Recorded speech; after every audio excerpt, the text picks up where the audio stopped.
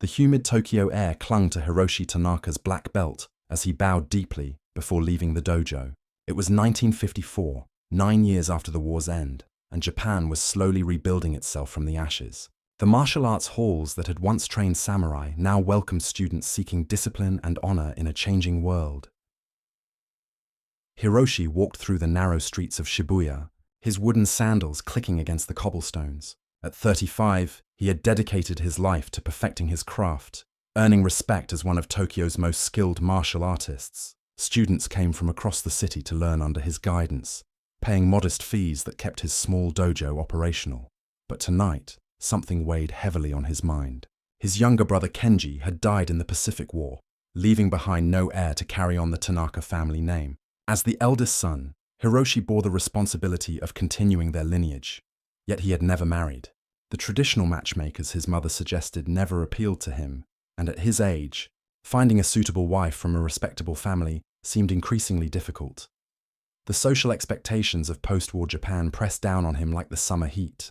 Men of his standing were expected to have families to contribute to rebuilding the nation's population. His mother reminded him daily that she longed for grandchildren before her death. As he passed through a poorer district near the Sumida River, Hiroshi noticed a young woman sitting outside a cramped apartment building. She couldn't have been more than 20. Her simple cotton kimono patched in several places. Her face bore the gaunt look of someone who had known hunger, yet her posture remained dignified despite her circumstances. The woman, Yuki Sato, looked up as his shadow fell across her. She had been mending clothes by lamplight, trying to earn enough yen to buy rice for the next day. Her husband had been killed in a factory accident 6 months prior, leaving her with nothing but debt and the clothes on her back. An unusual idea began forming in Hiroshi's mind. He had heard whispers of such arrangements among the wealthy businessmen who sometimes visited his dojo. In these desperate times, unconventional solutions sometimes became necessary for unconventional problems. He approached slowly, removing his sandals as a sign of respect before speaking. "Forgive my intrusion, miss. I am Hiroshi Tanaka, and I run the martial arts school near Meiji Shrine." Yuki set down her needle and bowed her head. "I am honored by your presence, Tanaka-san." "I am Yuki Sato." Hiroshi studied her carefully. Despite her poverty, she carried herself with grace. Her hands, though calloused from work, moved with precision as she folded the mended garment. There was intelligence in her eyes, and more importantly, she seemed healthy and strong. "Sato-san, I find myself in need of assistance with a delicate matter," he began, choosing his words carefully. "I require an heir to continue my family name, but circumstances have made traditional marriage complicated."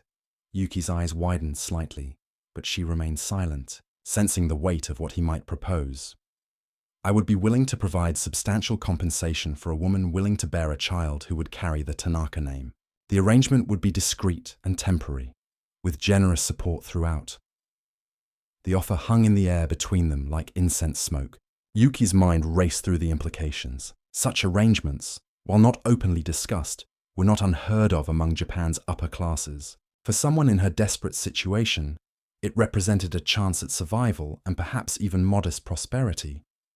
"What exactly would this arrangement entail, Tanaka-san?" she asked quietly, her voice steady despite the enormity of the moment.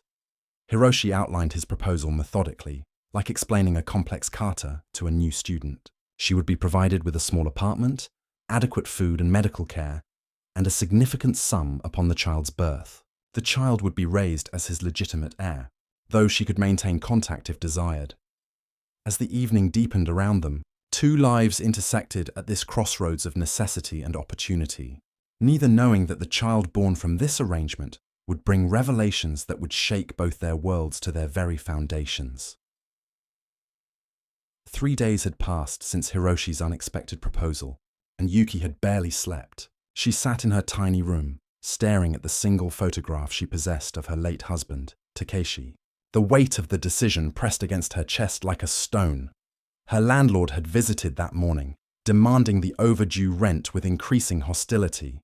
The small pile of coins she had earned from mending clothes would barely buy food for 2 days, let alone cover her mounting debts. Winter was approaching, and without adequate heating, she wondered if she would survive another cold season in Tokyo.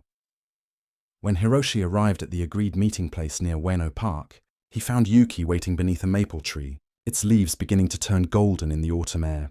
She wore her best kimono, though it showed signs of careful repairs.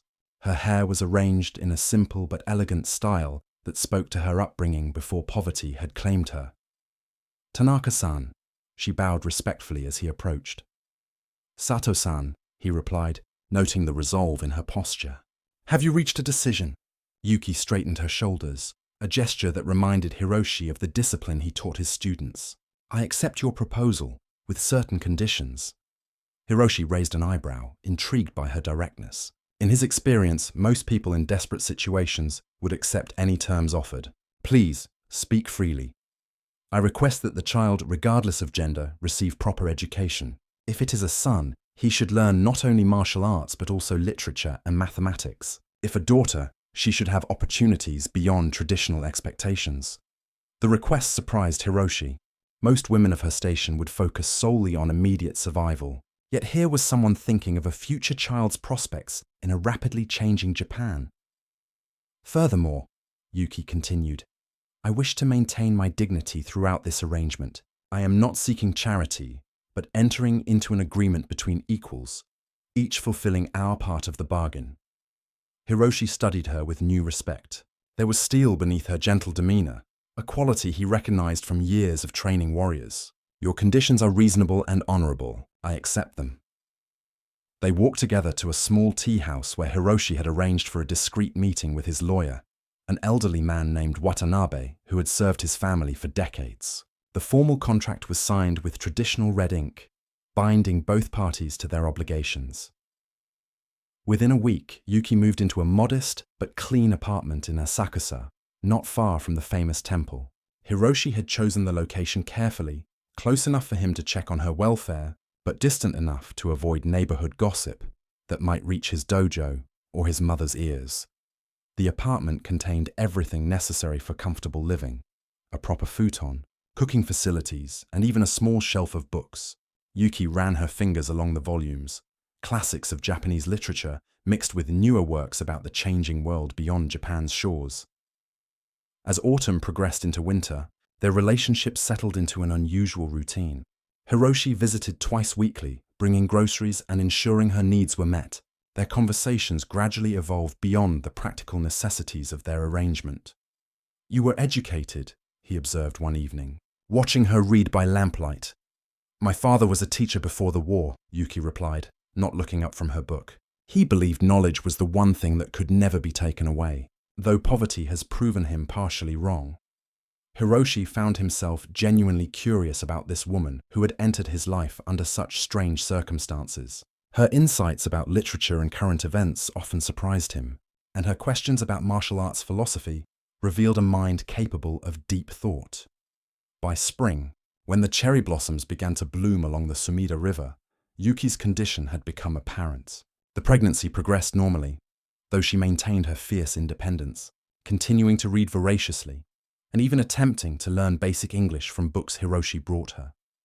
Neither spoke of the growing complexity of their relationship, which had evolved far beyond their original transaction into something resembling genuine companionship. Both sensed that the birth of the child would change everything, though neither could predict exactly how their carefully constructed arrangement would be tested by the reality of new life. The summer of 1955 brought intense heat to Tokyo, and Yuki found herself growing increasingly uncomfortable as her pregnancy advanced. Dr. Yamamoto, the physician Hiroshi had arranged, assured them both that everything was progressing normally, but the oppressive humidity made even simple tasks exhausting. Hiroshi had taken to visiting more frequently, often arriving in the early evening when the temperature began to drop. What had started as obligatory check-ins had transformed into something neither had anticipated: genuine conversations that stretched late into the night. "Tell me about your training," Yuki asked one evening, as they sat on the small balcony overlooking a neighborhood garden.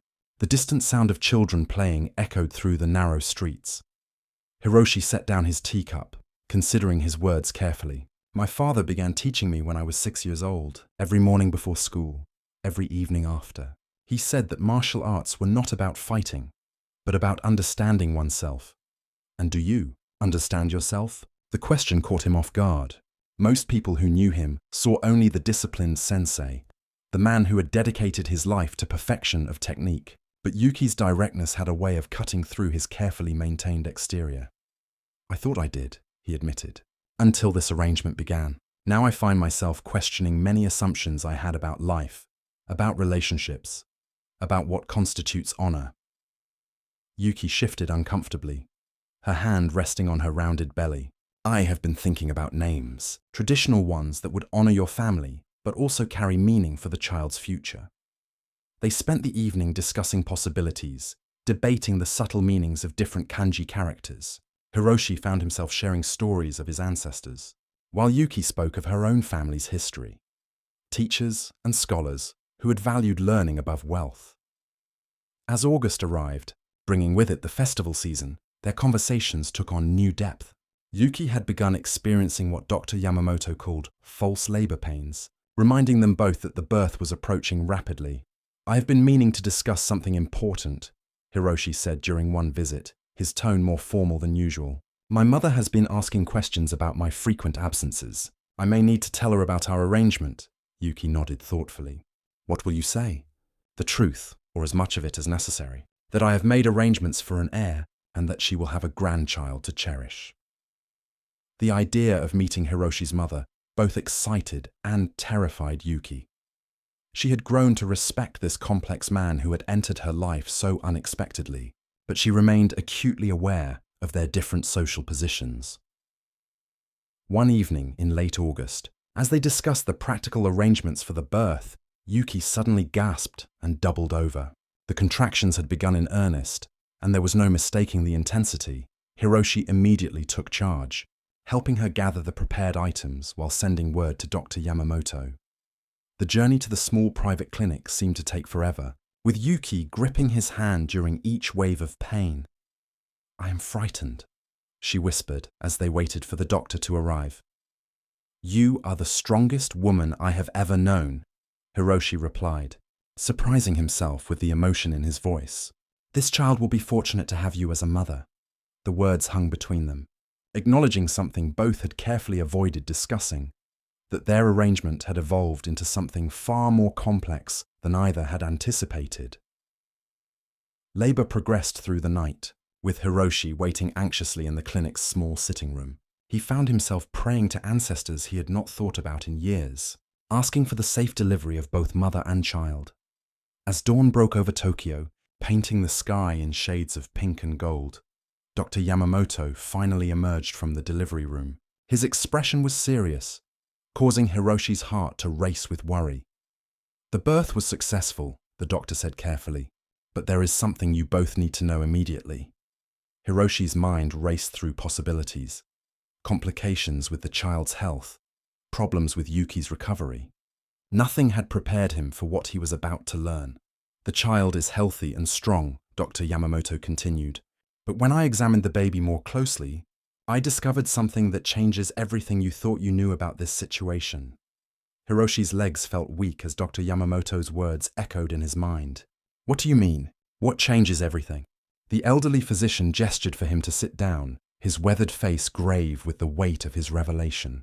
"Tanaka-san, the child bears a distinctive birthmark on his left shoulder, a crescent-shaped mark that is quite unusual." Hiroshi's breath caught in his throat. His hand instinctively moved to his own left shoulder, where beneath his GI lay an identical mark that had been passed down through generations of Tanaka men. His father had told him it was a sign of their bloodline, appearing only on direct male descendants. "That is impossible," Hiroshi whispered, his mind reeling. "You must be mistaken," Dr. Yamamoto shook his head slowly. "I have delivered hundreds of children, Tanaka-san. I know what I have seen, but there is more. When I examined the child's features more closely, the resemblance is unmistakable. This boy could be your younger brother reborn." The world seemed to tilt around Hiroshi as the implications crashed over him like a tsunami. If the child bore the family birthmark and resembled his deceased brother Kenji, then this was not simply a business arrangement that had produced an heir. This was his own flesh and blood. "I need to see Yuki immediately," he demanded, his voice hoarse with emotion. In the recovery room, Yuki lay exhausted but alert, cradling the small bundle against her chest. When she saw Hiroshi's stricken expression, alarm filled her eyes. "Is something wrong with the baby?" she asked anxiously. Hiroshi approached slowly, his legs trembling. As he drew closer, he could see the infant's face clearly for the first time. The resemblance to his brother Kenji was so striking that he gasped audibly. The same strong jaw, the same shaped eyes. Even the way the baby's hair grew in a distinctive cowlick that had been Kenji's trademark. "Yuki," he said carefully, sinking into the chair beside her bed. "I must ask you something very important, and I need you to tell me the absolute truth." She studied his face with growing concern. "Of course. What is it? This child, when exactly was he conceived? Think carefully about the timing." Yuki's brow furrowed as she calculated the months. "It would have been in November, around the time of the autumn festival. But why does this matter?" Hiroshi's mind raced backward through time. November 1954. He remembered that month clearly, because it had marked 1 year since he had received word of Kenji's death in a delayed report from the Pacific Theatre. He had been consumed with grief, drinking more sake than usual, visiting the shrine daily to honor his brother's memory. And he remembered one particular evening when his grief had overwhelmed him, when he had wandered through the city in a daze of sorrow and alcohol. He had found himself in the district where Yuki lived, though he had no conscious memory of how he had gotten there. The realization hit him like a physical blow. There had been a night, a single night, when his mourning had led him to seek comfort in ways he barely remembered. He had thought it was a dream, a product of too much grief and sake. But looking at this child, at Yuki's face, the fragmented memories began to piece themselves together. "Yuki," he whispered, his voice breaking. I believe this child may actually be mine. Not through our arrangement, but from before. From a night I barely remember, when grief had made me act in ways I never thought possible." Yuki's eyes widened as understanding dawned. She too had tried to forget that night. A stranger who had appeared at her door, in obvious distress, seeking human connection in his pain. She had taken pity on him, offering tea and comfort to someone who seemed as lost and broken as she felt after her husband's death. "The man who came to my door that night," she said slowly. "That was you." They stared at each other across a chasm of realization. What they had thought was a business arrangement had actually been something far more profound. A father unknowingly seeking his own child, a mother unknowingly agreeing to be compensated for raising a child who was already hers by right. The baby stirred in Yuki's arms, opening his eyes for the first time. They were unmistakably Tanaka eyes, the same deep brown that had characterized generations of his family. "What do we do now?" Yuki whispered, tears streaming down her face. Hiroshi reached out tentatively, touching his son's tiny hand for the first time with the full knowledge of their connection. The infant's fingers curled around his thumb with surprising strength, and in that moment, everything changed between them forever. 6 months had passed since the shocking revelation at the clinic, and the small apartment in Asakusa had transformed into something resembling a real home. Baby Kenji, named in honor of Hiroshi's fallen brother, thrived under the care of both his parents. Though their relationship remained complex and undefined, Hiroshi had made a decision that surprised everyone, including himself. Rather than maintaining the pretense of their original arrangement, he had chosen to acknowledge the truth of their situation. He moved into a larger apartment nearby, close enough to be present for his son's daily care while respecting Yuki's independence. The revelation had forced both of them to confront feelings they had carefully avoided during the pregnancy. What had begun as mutual respect born of necessity had deepened into something neither had expected to find again after their previous losses. "He has your stubborn streak," Yuki observed one morning as baby Kenji fussed during his feeding, turning his head away from the bottle with determined resistance. Hiroshi laughed, a sound that had become more frequent in recent months. "And your intelligence. Look how he studies everything around him, as if he is memorizing the world." They had established new routines that reflected their changed circumstances. Hiroshi still taught at his dojo, but he arranged his schedule to spend mornings with his family before students arrived. Yuki had begun helping with the administrative aspects of the martial arts school, her education and organizational skills proving invaluable. The most difficult conversation had been with Hiroshi's mother. The elderly woman had initially been scandalized by the unconventional situation, but one look at her grandson's face, so reminiscent of her late son Kenji, had melted her resistance. "This child carries the spirits of our ancestors," she had declared during her first visit, cradling the baby with tears in her eyes. "Perhaps the gods arranged this union in ways we could not understand." Yuki had worried about acceptance within their community, but the post-war years had brought many changes to Japanese society. Unconventional families were becoming more common as the country rebuilt itself, and their neighbors in Asakusa had welcomed them without judgment. One evening in early spring, as cherry blossoms began to appear on the trees lining the Sumida River, Hiroshi and Yuki sat together, watching their son attempt to crawl across the tatami mats. "I have been thinking about our future," Hiroshi said carefully, "not as an arrangement or obligation, but as a choice we make freely." Yuki looked up from the book she had been reading, a manual on child development that reflected her determination to give Kenji every advantage. "What kind of choice?" "I would like to ask you to marry me," Hiroshi said simply. "Not because of duty or social expectations, but because I have come to love you both more than I thought possible." The proposal hung in the air between them, carrying the weight of all they had experienced together. Their relationship had been forged in unusual circumstances, tested by shocking revelations, and strengthened by shared responsibility for their child.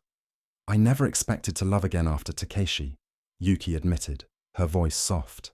"But what we have built together feels real in ways I had forgotten were possible." "Then you will consider it." Instead of answering immediately, Yuki rose and moved to where baby Kenji was playing. She lifted him into her arms and carried him to Hiroshi, placing the child between them on the low table. "Look at him," she said. "He is the bridge between what we were and what we might become. If we marry, it should be because we choose to build a life together, not because circumstances forced us into one." Hiroshi reached across to touch both their faces, his son's soft cheek and Yuki's gentle smile. "Then let us choose freely. Will you marry me, Yuki Sato, not as the mother of my heir, but as the woman I want to spend my life loving?" "Yes," she whispered, tears glistening in her eyes. "But I have one condition." Hiroshi raised an eyebrow, remembering her careful negotiations during their original arrangement. "I want our wedding to be simple, witnessed by your mother and Dr. Yamamoto. No elaborate ceremony, just the three of us beginning our real life together." As autumn returned to Tokyo, bringing with it the anniversary of their first meeting, the small family gathered at a neighborhood shrine for a simple ceremony. Baby Kenji, now walking and chattering in his own mysterious language, served as an unwitting witness to his parents' union. The black belt, who had once sought only an heir through a business arrangement, had discovered something far more valuable: a love born of shared challenges, mutual respect, and the unexpected gift of a child who had brought them together through the mysterious workings of fate. Their story became a quiet legend in the neighborhood, proof that even in the most unusual circumstances, genuine connection and lasting happiness could bloom like cherry blossoms after the harshest winter.